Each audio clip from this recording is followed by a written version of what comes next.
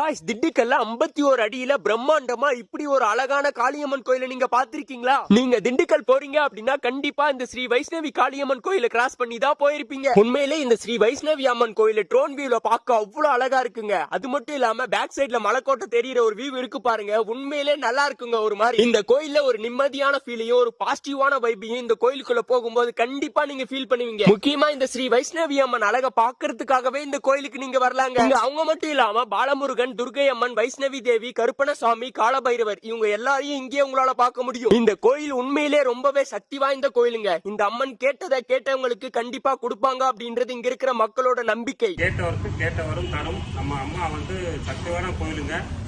நினைச்ச காரியம் நடக்கும். கல்யாணம் ஆகும். குழந்தை கிடைக்கும் பாக்கியம்.